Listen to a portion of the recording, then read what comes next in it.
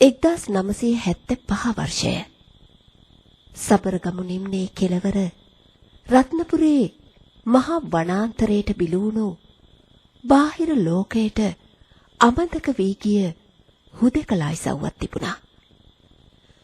ඒ තමයි ගිලිමලේ. ඉර බැහැගෙන යද්දිම කන්ද මුදුනින් ගලාගෙන එන ඝන මීදුමත් එක්ක මුළු ගමම අමුතුම නිහැඩියාවකට යට වෙනවා. විදුලිය කියන දේ ගැන අහලවත් නැති මේ ගම්වල රෑ බෝ වෙද්දී ගම පුරාම පැතිරෙන්නේ කැලේ සත්තුන්ගේ බියකරු සද්ද විතරයි. ජයතිස්ස කියන්නේ ගමේ හිටපු ටිකක් සල්ලි බාගේ තියෙන ලොකු කුඹුරු යායක් අයිතිව තිබුණු පවුලක තරුණයෙක්. හැබැයි ඔහු සල්ලාල කමින් සහ උඩගු කමින් පිරීලා හිටියේ. ජයතිස්සගේ බිරිඳ කුසුමා. කුසුමා කියන්නේ හරීම අහිංසක, ගමේ හැමෝගෙම ආදරේ දිනාගත්ත, තමන්ගේ පාඩුවේ ගෙදර වැඩපළ කරගෙන හිටපු කාන්තාවක්. හැබැයි ජයතිස්සගේ හිත ගිහින් තිබුණේ ගමේ හිටපු කපටි, ඒ වගේම රූමත් ගැහැණියක් වුණු චන්ද්‍රට. චන්ද්‍රගේ හිතේ තිබුණේ ජයතිස්සගේ සල්ලිවලට සහ දේපලවලට තියෙන දැඩි පෙරේතකමක්. මේ රහසිගත අනියම් සම්බන්ධය නිසා ජයතිස්සටයි චන්ද්‍රටයි කුසුමා ලොකු වදයක් වුණා. කුසුමා ජීවතුන් අතර ඉන්නකම් තමන්ට නිදහසේ එකට ජීවත් වෙන්නත් මහගෙදර අයිතිය ගන්නත් බැරි බව මේ දෙන්නටම තේරුණා. මේ පාපතර අදහස නිසා ජයතිස්සගේ හිතේ මනුස්සකම සම්පූර්ණයෙන්ම මැකිලා ගියා. දවසක් රැක ගමටම මහා ලොකු වරුසාවක් කඩාගෙන වැටුණා. අහස ගුගුරන සද්දෙට ගමේ බල්ලෙක්ගේ බුරන සද්දයක්වත් ඇහුනේ නැහැ. කුප්පි ලාම්පුවේ එළියෙන් මුළු ගෙදරම අමෝතු සෙවණැලි මැවිලා තිබුණේ. ජයතිස්ස කුසුමට බොරු කාරණාවක් කියලා රෑ කළුවරේම ඇයව කැලේ මායිමේ තියෙන පාළු ඉඩමකට එක්කගෙන ගියා. එතන කලින්ම කතා කරගත්ත විදිහට චන්ද්‍රා හැංගිලා හිටියා. වැහි බින්දු වැටෙන සද්දයස්සේ කුසුමට තේරුනේ නැහැ තමන්ගේ ජීවිතේ අවසාන මොහොතට ඇවිත් කියලා. එක පාරටම ජයතිස්ස පිටිපස්සෙන් ඇවිත් කුසුමගේ බෙල්ලෙන් තද කරලා අල්ලගත්තා. චන්ද්‍රා කැලේ අස්සෙන් දුවගෙන ඇවිත් කුසුමගේ අත් දෙකෙන් තද කරලා අල්ලගත්තා. කුසුමගේ ඇස් දෙක උඩ ගියා. ඇයට කෑ ගහන්නවත් ඉඩක් ලැබුණේ නැහැ. තමන්ගේම ස්වාමි පුරුෂයා තමන්ව මරන්න හදනවා කියන කම්පනය ඇගේ මූණේ ඉතුරු වෙද්දී ඒ අහිංසක ගැහැණියගේ ප්‍රාණය වාතයට මුසු වුණා. මේ මිනිමරු යුවල කුසුමගේ නිසල සිරුර මහා කැලේ ඇතුළට ඇදගෙන ගියා. ලොකු නුග ගහක් මුලින් කලින්ම කපලා තිබුණු වලක කුසුමව දාලා ඒකට පස් දාලා වහලා දැම්මා. වැස්ස නිසා පස් ඔක්කොම සේදිලා ගිහින් වලක් කපපු සලකුණක්වත් ඉතුරු වුණේ නැහැ. දවස් 2-3ක් ගෙවිලා ගියා. ජයතිස්ස තමන්ගේ අම්මට කිව්වේ කුසුමා හදිස්සියෙම ඇගේ මහ ගෙදර ගියා කියලා. අම්මා ඒක විශ්වාස කළා. හැමදේම සාමාන්‍ය විදිහට සිද්ධ වෙනවා කියලා ජයතිස්ස හිතුවා. කුසුමගේ මරණයෙන් පස්සේ ජයතිස්සට හැමදාම රැට ඉවසිල්ලක් තිබුණේ නැහැ. දවසක් අම්මා නින්දට ගියාට පස්සේ කුප්පි ලාම්පුවත් නිවලා දාලා හොර රහසෙම ජයතිස්ස පාරට බැස්සේ චන්ද්‍රගේ ගෙදර යන්න. ගමේ අඩිපාරවල් මහා ඝන කළුවරේ ගිලිලා තිබුණේ. ඈතින් කෑ ගහන නරියෙක්ගේ හූසද්දෙත් උලමෙක්ගේ මූසල හඬත් ඇරුණහම මුළු ගමම මලගයක් වගේ නිහඬයි. චන්ද්‍රගේ මැටි ගෙදර පිටිපස්සේ දොරෙන් ඇතුළට රිංගපු ජයතිස්ස කෙලින්ම ගියේ චන්ද්‍රගේ කාමරේට. කුප්පි ලාම්පු එළියෙන් බැබලෙන චන්ද්‍රගේ මූණ දැක්කහම ජයතිස්සට තමන් කරපු මහා පාප කර්මය මොහොතකට අමතක වෙලා ගියා. දැන් ඔක්කොම ඉවරයි චන්ද්‍රා. තව මාසයක් දෙකක් යද්දි මං අම්මලාට කියනවා කුසුම වෙන මිනිහෙක් එක්ක ගියා කියලා. ඊට පස්සේ අපි දෙන්න කසාද බැඳලා ඔයාව මං අපේ මහ ගෙදරටම එක්කගෙන යනවා. ජයතිස්ස කිව්වේ චන්ද්‍රගේ අතක් අල්ලගෙන. මේ මට කුසුමගේ රත්තරන් මාලේ තෝනි ජයතිස්ස. මහ ගෙදර අයිතියත් මගේ නමට ලියන්න ඕනේ. හොඳද? චන්ද්‍රගේ ඇස්වල පෙරේතකම දිලිසුණා. මේ පාපතර යුවල කුසුමගේ කුණු වෙන මලමිනිය යට කරලා ඒ ලේ මතින් තමන්ගේ අනාගතය ගැන හීන මැව්වා. ඒත් ස්වභාව ධර්මය ඔවුන්ගේ මේ සාකච්ඡාවට ඉඩ දුන්නේ නැහැ. එක පාරටම චන්ද්‍රගේ කුඩා කාමරේ ඇතුළට අසාමාන්‍ය අයිස් වගේ සීතලක් ආවා. ජනෙල් පියන් වහලා තිබුණත් කුප්පි ලාම්පුවේ දැල්ල කිසිම හුලඟක් නැතුව ඒ මේ අතට නටන්න ගත්තා. ජයතිස්සට එක පාරටම දැනුණා අමුතුම ගඳක්. ඒ ගඳ හරියට කුණු වෙච්ච ලේ ගඳක් වගේ. මේ ඔයාට අමුතු ගඳක් එනව දැනෙන්නේ නැද්ද චන්ද්‍රා? ජයතිස්ස ඇහුවේ වටපිට බලන ගමන්. ගඳක්? මට එහෙම මොකුත් දැනෙන්නේ නෑ ජයතිස්ස. ඔයාගේ හිතේ බය වෙන්නේ නැති. චන්ද්‍රා hina වෙලා ජයතිස්සගේ පපුවට තුරුළු වුණා. ඒත් ජයතිස්සගේ ඇස් ගියේ කාමරේ මැටි බිත්තියට වැටිලා තියෙන ලාම්පුවේ සෙවණැලි දිහාට. ජයතිස්සගේ චන්ද්‍රගේ සෙවණැලි දික බිත්තියේ වැටිලා තිබුණත් ඒ සෙවණැලි දෙකට පිටිපස්සෙන් තවත් තුන්වෙනි සෙවණැල්ලක් බිත්තියේ තියෙනවා ජයතිස්ස දැක්කා. ඒ සෙවණැල්ලේ බෙල්ල අමුතු විදිහකට පැත්තකට කඩාගෙන වැටිලා වගේ තිබුණේ. ජයතිස්ස ගැස්සිලා ආපස්සට පැනලා වටපිට බැලුවා. හැබැයි කාමරේ කවුරුවත් හිටියේ නෑ. මොකද ජයතිස්ස? චන්ද්‍රා ඇහුවේ පුදුමෙන්. නෑ මොකුත් නෑ. මං යන්නම්. අම්මලා හැරෙන්න කලින් යන්න ඕනේ.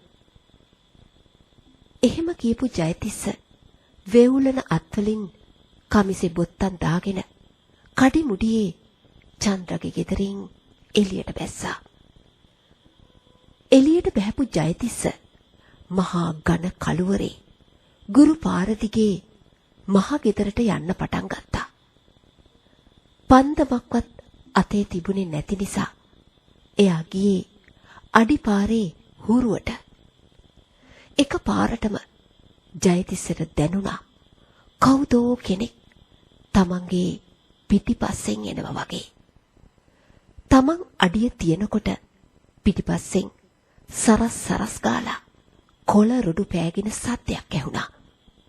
ජයතිස්ස එක පාරටම නැවතුණා. සද්දෙත් නැවතුණා. හැරිලා බලද්දී මොකුත්ම පේන්න තිබුණේ නැහැ. ජයතිස්ස ආයෙත් වේගෙන් අඩි තියන්න ගත්තා. දැන් ඒ අඩි සද්දේ තමන්ට ගොඩාක් කිට්ටුවෙන් ඇහෙනවා. ඒ විතරක් නෙවෙයි. අර කාමරේදී දැනුණු කුණු වෙච්ච ලේ ගඳ ජයතිස්සගේ නහය හරහා මොලේටම වදින්න ගත්තා. ජයතිස්සගේ පපුව ගැහෙන්න ගත්තේ හරියට කන ළඟ බෙරයක් ගහනවා වගේ. බයටම එයා ගුරු පාර දිගේ දුවන්න ගත්තා. කොහොම හරි දුවගෙන ගිහින් මහගෙදර මිදුලට පැනගත්ත ජයතිස්ස හති අරින ගමන් ගෙට ඇතුළුනේ තමන්ගේ හෘද සාක්ෂිය තමන්ට වද දෙනවා කියලා හිතාගෙන. හැබැයි එහෙම හිතලා දවස් දෙකක් යන්න ලැබුණේ නෑ. එක දවසක් හැන්දෑවක ගමට අමුතුම සීතලක් ආවා. හවස 6:00 වෙද්දී මුළු පළාතම අඳුරු වුණා. ජයතිස්ස ගෙදර සාලේ හාන්සි පුටුවට වෙලා ඉද්දි ගෙදර ඉස්සරහ දොර ළඟ කවුරු හරි ඉන්නවා වගේ දැක්කා.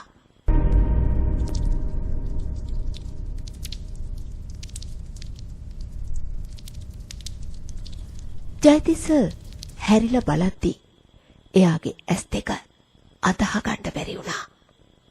දොරකඩ හිටියේ කුසුමා. ඇඳගෙන හිටියේ එදා රෑ ඇයව මරලා දාද්දී ඇඳගෙන හිටපු ලේ වැක්කිරෙන මඩ ගෑවුණු චීත්ත කවුම. කුසුමගේ මූණේ කිසිම හැඟීමක් තිබුණේ නැහැ. ඇය කෙලින්ම ජයතිස්ස දිහා බලාගෙන හිටියා. ජයතිස්සගේ මුළු ඇඟම සීතල වෙලා ගියා. අම්මේ! ජයතිස්ස කෑ ගැහුවා. ජයතිස්සගේ අම්මා කුස්සියේ ඉඳන් දුවගෙන ආවා. "ඇයි පුතේ? මොකද වුනේ?" අම්මා ඇහුවා. අර බලන්න අම්මේ. කුසුම ඇවිත්. ජයතිස්ස වේවුලන අතින් දොරකඩ දිහාට ඇඟිල්ල දික් කරලා කෑ ගැහුවා. හැබැයි අම්මා පුදුම වෙලා දොර දිහා බැලුවා. ඇයට කිසිවක් පෙනුනේ නැහැ. එතන තිබුණේ හිස් අවකාශයක් විතරයි. "මොනවද පුතේ දොඩවන්නේ? එතන කවුරුවත් නැහනේ. කුසුමගේ මහගෙදරනේ. උඹට හීනයක්වත් පෙවුනද?" අම්මා ඇහුවා. ජයතිස්සට තේරුම් ගන්න බැරි වුණා. කුසුමා තාමත් දොරකඩ ඉඳන් ලේ පිරාගෙන ජයතිස්ස දිහා බලාගෙන ඉන්නවා. එයාට හොඳටම පේනවා. හැබැයි අම්මට ඇයව පේන්නේ නැහැ. කුසුමා අම්මගේ ළඟින්ම ඇවිදගෙන ගේ ඇතුළට ගියා. ජයතිස්ස බයටම පුටුවෙන් නැගිටලා පස්සට ගියා. මේ ඇවිත් ඉන්නේ කුසුම නෙවෙයි. කුසුමගේ පලි ගන්නා ආත්මය බවත් ඒ ආත්මය පේන්නේ Tamanට විතරක් බවත් ජයතිස්සට හොඳටම තේරුණා. එදා රෑ ජයතිස්සට නිින්ද ගියේ නෑ. කාමරේ කලුරේ ඉද්දි එයාට ඇහුණා කුසුම කාමරේ අස්සේ ඇවිදින සද්දේ. එකපාරටම කුසුමා ජයතිස්සගේ ඇඳ ළඟට ඇවිත්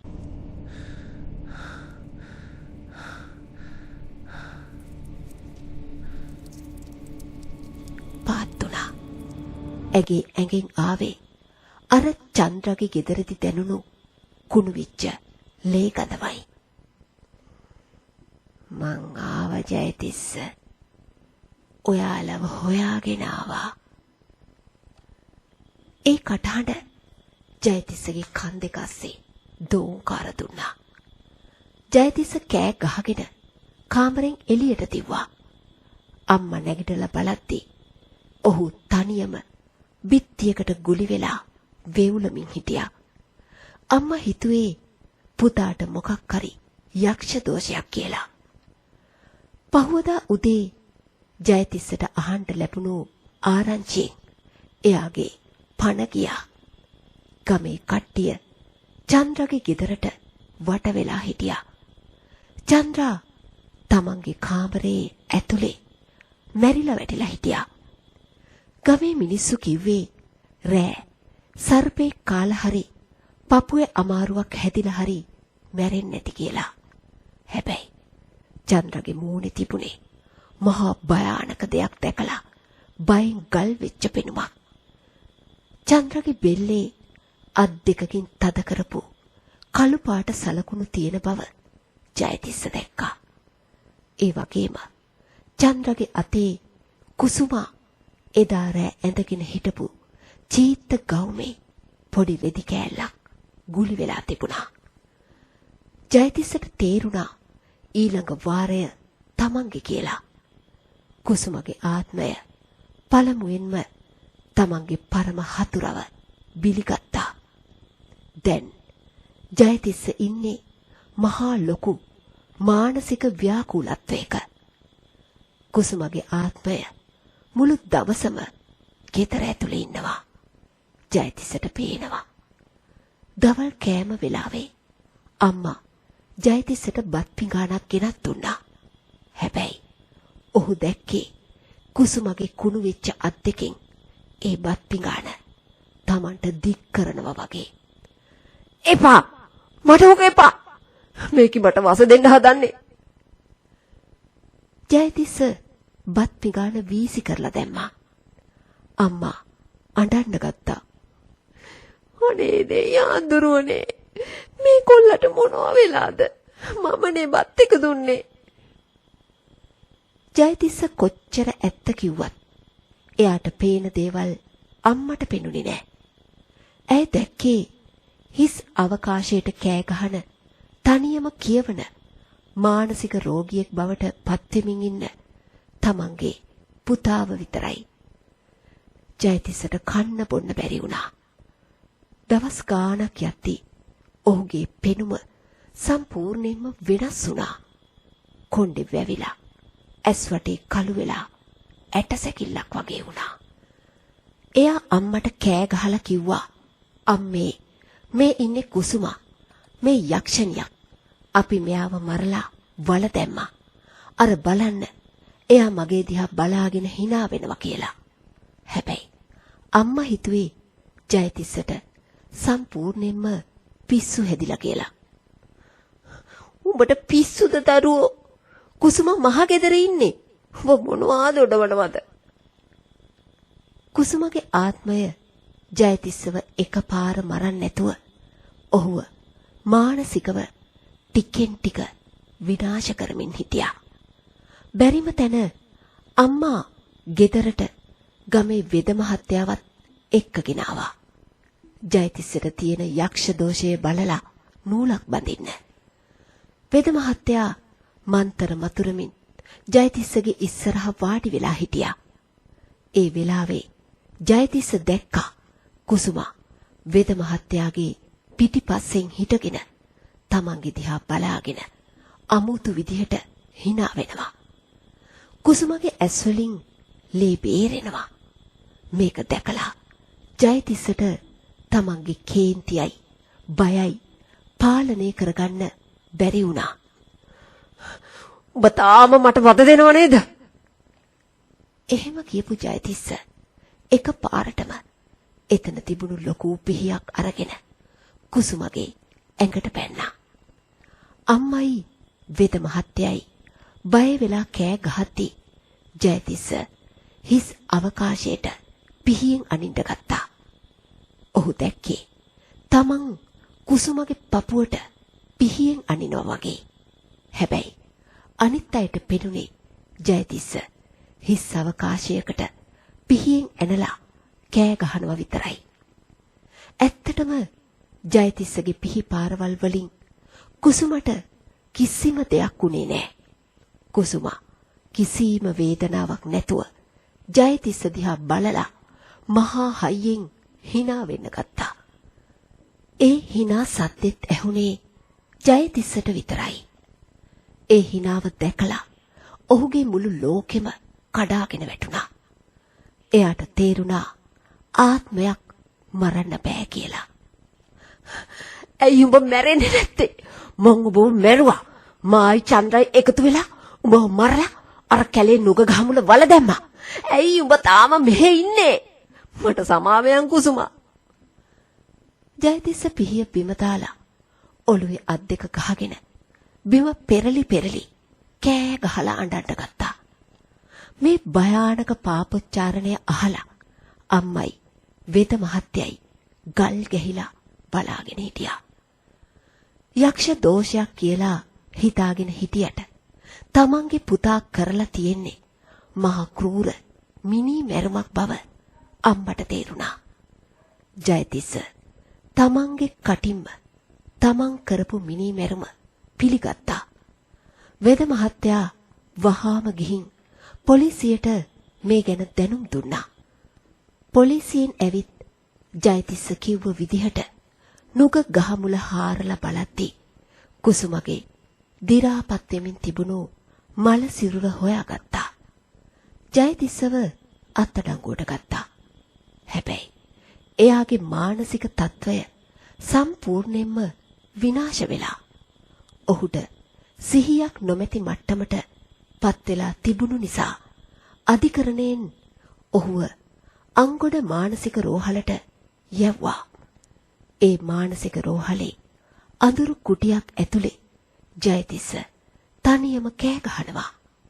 එයාට නිදා ගන්න ලැබෙන්නේ නැහැ. මොකද රෑ මැදියම වෙtti ඒ කුටියේ ජනෙල්ලෙන් අර පුරුදු කුණු වෙච්ච ලේ ගඳ එන්න පටන් ගන්නවා. වෛද්‍යවරුන්ට හෝ සාත්තු සේවකයන්ට කිසිවක් නොපෙනුනත් ජයතිස්ස දන්නවා කුසුමා තාමත් එයාගෙන් පලි ගන්නවා කියලා. යකඩ කූරු අස්සෙන් කලවරේ ඇස් දෙකක් දිලිසි එයා දිහා බලාගෙන ඉන්නවා ජයතිස්සට පේනවා.